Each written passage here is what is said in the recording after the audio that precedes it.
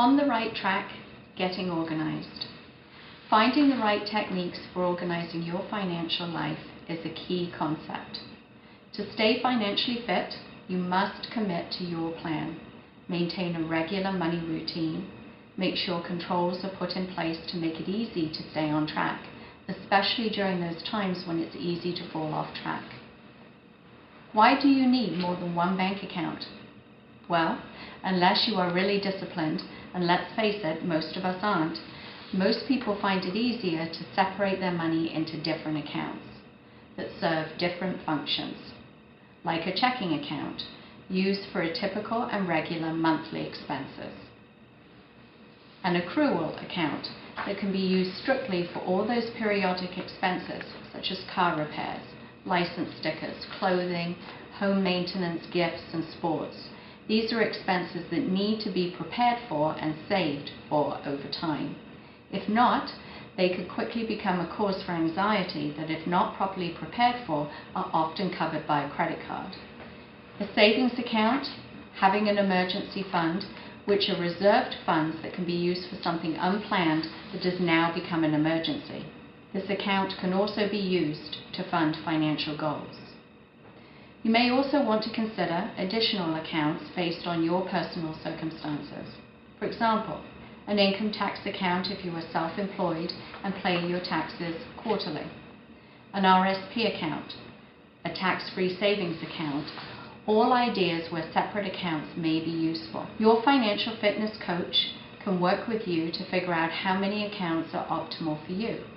The key is to have enough accounts to organize your spending and keep you on track, but not so many that you lose control of managing your money. You need to find balance. Setting these plans in place initially may seem like a lot of work, but it really is short-term pain for long-term gain. Once set up, automation of operating these accounts is simple. It can be made as automatic as you would like. Deposits, transfers, paying bills, and the setup of future bill payments. Just as everyone will have a workout plan that works for their body, so will everyone have their own way of spending and tracking their money. Since there is no right or wrong way, make sure to find a method that works for you. Think of this as choosing the right kind of exercise plan.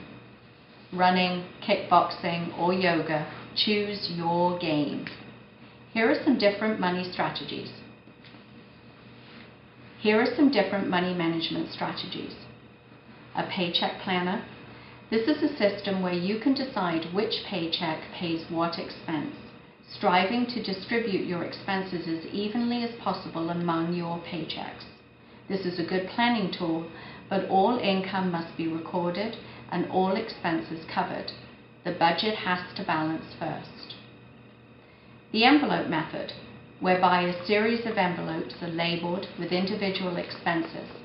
The cash amount designated is placed in each envelope, so you will always have a visual example in front of you of each category. If you choose to rob yourself from an envelope, you will immediately see the consequences.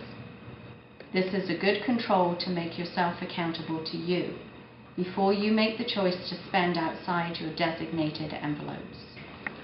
The calendar method, a strategy to use where everything is right in front of you, keeping track of dollars coming in and dollars going out. These reminders help you pay your bills on time. You can even use the calendar as a method to track daily spending. Then there's the receipt method, making sure you keep receipts for all purchases, a way of keeping track of spending at the end of a week or month. Tally the amounts up and compare your actual spending to monthly budget amounts. Journaling, using a notebook to track expenses.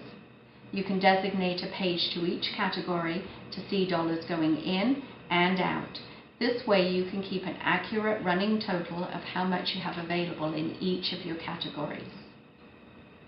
There are a zillion computer programs and smartphone applications available to help organize your finances, track and record your expenses.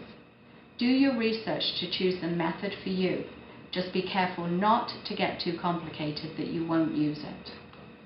Now you have organized your money planning stage. Next is to ensure your financial documentation is appropriately organized for safekeeping, to protect against identity theft, a natural disaster, or through, most commonly, simple misplacement. Consider using an effective home filing system, a safety deposit box, a fireproof safe, or a home computer system. Just be sure to protect your sensitive and personal information. Doing so will help you stay organized and on the right track to a stronger level of financial fitness.